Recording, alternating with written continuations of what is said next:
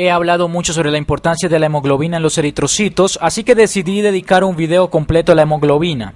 Uno, porque es importante, pero también para explicar cómo la hemoglobina o los eritrocitos, dependiendo de lo que estemos hablando en el momento, saben, y digo saben con comillas, saben, porque no son seres conscientes, pero cómo saben cuándo tomar el oxígeno y cuándo dejarlo. Esto es una imagen de una hemoglobina real. Está formada por cadenas de aminoácidos. Hemoglobina. Como les digo, está formada por cadenas de aminoácidos. Ese es uno, allá están los otros dos. No explicaré todos los detalles de cada uno, pero son como cintas curvas. Si se las imaginan, son un montón de moléculas y aminoácidos y están enredados así. Esto describe su forma. En cada uno de estos grupos o cadenas hay un grupo hemo, que está con verde. De ahí sale el hem de hemoglobina. Hemo. Hay 4 grupos hemo y las globinas básicamente describen el resto de las estructuras de la proteína, las 4 cadenas de péptidos. Este grupo hemo es bastante interesante, es una porfirina. Si ven el video sobre la clorofila, recordarán lo que es la porfirina, pero en el centro de ella, en la clorofila, hay un ion de magnesio y aquí es donde se une el oxígeno.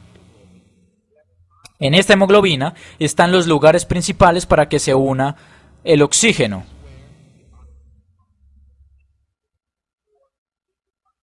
Ahí hay uno, tal vez allá, un poco por la parte de atrás, ahí y ahí. El oxígeno se une aquí perfectamente, pero la hemoglobina tiene varias propiedades que, por una parte, facilitan la unión del oxígeno y, por otra, ayuda a eliminarlo cuando es necesario. Muestra algo llamado unión cooperativa. Esto significa que una vez que se une, escribámoslo, unión cooperativa. Esto significa que una vez que se une a una molécula de oxígeno, digamos que una molécula se une aquí, cambia su forma para que sea más probable que el oxígeno se una en otras partes.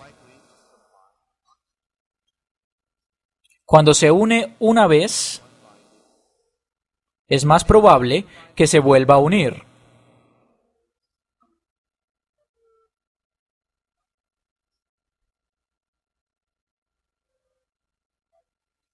Está muy bien. Acepta muy bien el oxígeno cuando viaja por los capilares pulmonares y este se aleja de los alveolos. Es bueno para recolectar oxígeno, pero ¿cómo sabe cuándo eliminarlo? Es una pregunta interesante. No tiene ojos ni un sistema GPS que le indique que la persona está corriendo y está generando un montón de dióxido de carbono en estos capilares y necesita un montón de oxígeno en estos capilares que rodean sus cuádriceps. Debe entregar oxígeno. Tampoco sabe qué es los cuádriceps. ¿Cómo puede saber entonces la hemoglobina que debe entregar oxígeno ahí? Eso es un subproducto de lo que llamamos inhibición alostérica, que suena complicado, pero es algo muy simple. Inhibición alostérica. Cuando hablamos de cualquier cosa alostérica, se utiliza en el contexto de las enzimas y se refiere a cosas que se unen en otras partes. Alo significa otro. Se une en otras partes de la proteína o enzima. Las enzimas son proteínas y afecta la habilidad de la proteína o enzima de hacer lo que hace normalmente. El dióxido de carbono y los protones inhiben alostéricamente a la hemoglobina.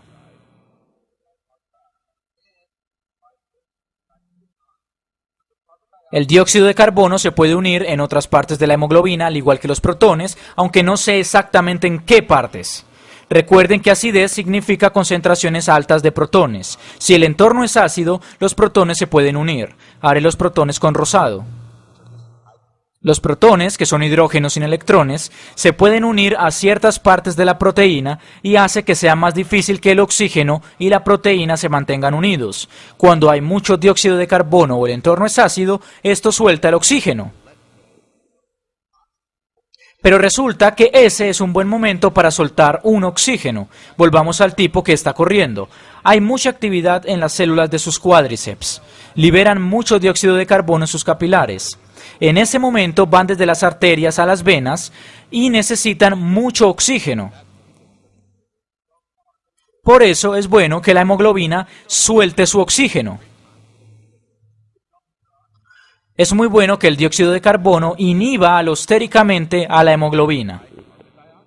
El dióxido de carbono se une en ciertas partes, comienza a liberar su oxígeno, ahí es exactamente donde el cuerpo necesita oxígeno. Ahora se preguntan qué pasa con el momento ácido y en qué afecta. Bueno, resulta que la mayoría de las moléculas de dióxido de carbono están disociadas, se disocian, si entran en el plasma, pero en realidad se transforman en ácido carbónico.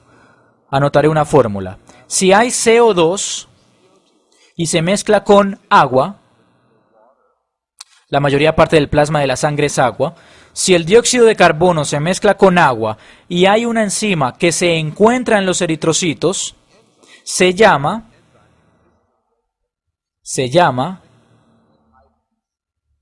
anhidrasa carbónica. Ocurre una reacción que produce ácido carbónico. Tenemos H2CO3. Está balanceado, hay 3 oxígenos, 2 hidrógenos y un carbono. Se llama ácido carbónico porque libera protones de hidrógeno con facilidad. Los ácidos se disocian en su base conjugada y los protones de hidrógeno con mucha facilidad. El ácido carbónico se disocia con mucha facilidad. Se disocia con mucha facilidad. Es un ácido, aunque anotaré el balanceo acá. Si algo de esto los confunde o necesitan más detalles, pueden ver algunos de los videos de química sobre la disociación de los ácidos y reacciones de equilibrio y todo eso. Pero básicamente libera uno de estos hidrógenos, pero solo el protón y mantiene el electrón de ese hidrógeno. Así que queda un protón de hidrógeno. Como se liberó uno de los hidrógenos, solo queda un hidrógeno. Es un ion de bicarbonato. Pero solo liberó al protón. Mantuvo el electrón, así que debe ir un signo menos.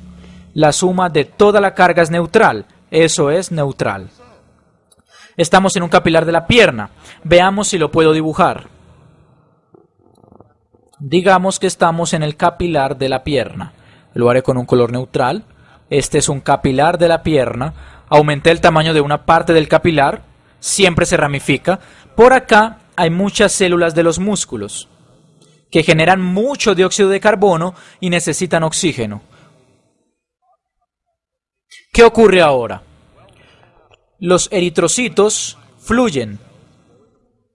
Es bastante interesante, el diámetro de los eritrocitos es un 25% más grande que el capilar más pequeño. Básicamente pasan apretados por los capilares pequeños. Muchas personas creen que eso ayuda a liberar sus contenidos y que tal vez un poco del oxígeno que traen.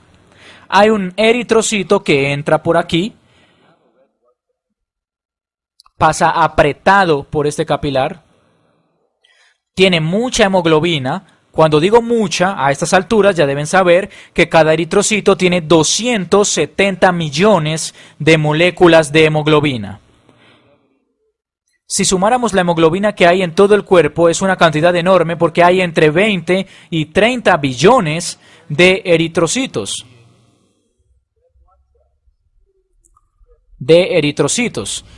Y cada uno de esos eritrocitos contiene 270 millones de moléculas de hemoglobina. Tenemos mucha hemoglobina. En realidad los eritrocitos son casi el 25% de todas las células que tenemos en el cuerpo. Tenemos alrededor de 100.000 millones, más o menos. Nunca me he dedicado a contarlos. En fin, tenemos 270 millones de partículas o moléculas de hemoglobina en cada eritrocito. Eso explica por qué los eritrocitos deben ceder su núcleo para que haya espacio para esas hemoglobinas. Transportan oxígeno. Esto es una arteria. Viene desde el corazón. Los eritrocitos van en esa dirección y luego cederán su oxígeno y luego eso se convierte en vena.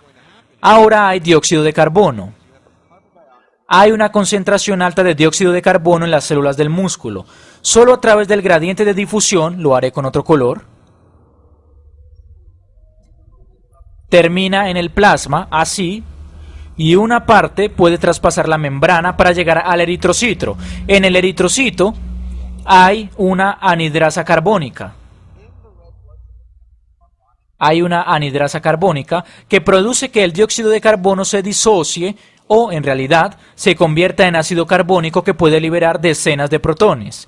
Como acabamos de ver, esos protones pueden inhibir alostéricamente la absorción del oxígeno por parte de la hemoglobina.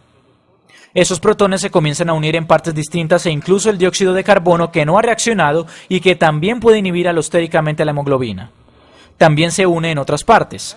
Eso cambia la forma de la hemoglobina para que no pueda aferrarse a su oxígeno y lo comienza a liberar. Tal como dijimos, hay una unión cooperativa, mientras más oxígeno hay unido puede unirse a más, pero aquí ocurre lo opuesto. Cuando comienza a liberar oxígeno se hace más difícil mantener a los otros, así que todos los oxígenos se liberan. Como yo lo veo es un mecanismo brillante, porque el oxígeno se libera justo donde es necesario. No es que solo salga de una arteria para pasar a una vena, no pasa por un par de capilares por aquí y por allá y después vuelve a una vena. Libera el oxígeno porque de no ser así, liberaría oxígeno por doquier en todo el cuerpo. Este sistema, el dióxido de carbono y el entorno ácido lo inhiben alostéricamente, permite liberarlo donde es más necesario, donde hay más dióxido de carbono, donde se produce más respiración celular. Es un esquema fascinante. Solo para entenderlo mejor,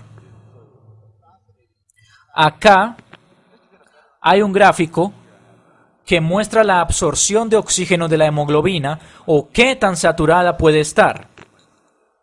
Puede que se los expliquen en clases de biología, pero es bueno saberlo. Acá, en el eje X o el eje horizontal está la presión parcial del oxígeno. Si ven las clases sobre presión parcial, sabrán lo que significa, con cuánta frecuencia la bombea el oxígeno. La presión se genera por gases o moléculas que la chocan. No es necesariamente gas, pero sí moléculas que chocan. Esta presión parcial de oxígeno es la cantidad que se genera cuando el oxígeno la choca. Si miran hacia la derecha, se pueden imaginar que hay cada vez más oxígeno que la choca. Esto muestra cuánto oxígeno hay a su alrededor a medida que avanza en el eje derecho. El eje vertical dice qué tan saturada están las moléculas de hemoglobina. Este 100% representa todos los grupos hemo. Entonces, en todas las moléculas de hemoglobina que están unidas al oxígeno. 0 significa que ninguna lo ha hecho. Cuando hay un entorno con muy poco oxígeno, esto muestra la unión cooperativa. Digamos que hay un entorno con muy poco oxígeno. Cuando se une un poco de oxígeno se hace más probable que se una más oxígeno. Por eso aumenta la pendiente. No explicaré cálculo ni álgebra, pero como pueden ver, se ve plano y luego la pendiente aumenta. A medida que se une un poco de oxígeno es más probable que se unan más. Y en algún punto se hace más difícil que el oxígeno choque con la hemoglobina correcta, pero pueden ver que eso se acelera por acá. Ahora, si hay un entorno ácido que tiene mucho dióxido de carbono y produce que la hemoglobina se inhiba alostéricamente, no será tan bueno como este. En un entorno ácido, esta curva por cualquier nivel de presión parcial de oxígeno o cualquier cantidad de oxígeno habrá menos unión a la hemoglobina. Lo haré con otro color. La curva se vería así. La curva de saturación se vería así. Esto es un entorno ácido, tal vez hay dióxido de carbono acá, la hemoglobina se inhibe alostéricamente, así que en este punto es más probable que libere oxígeno. Hemoglobina. Es más probable que libere oxígeno. No sé. No sé qué tan emocionante sea para ustedes, pero yo creo que es brillante, porque es la manera más simple para liberar el oxígeno donde sea necesario. No se necesita un GPS ni un robot que le diga que debe ir a los cuádriceps porque la persona está corriendo. Hay que liberar oxígeno, lo hace naturalmente porque es un entorno más ácido con más dióxido de carbono. Se inhibe y el oxígeno se libera y está listo para ser usado en la respiración.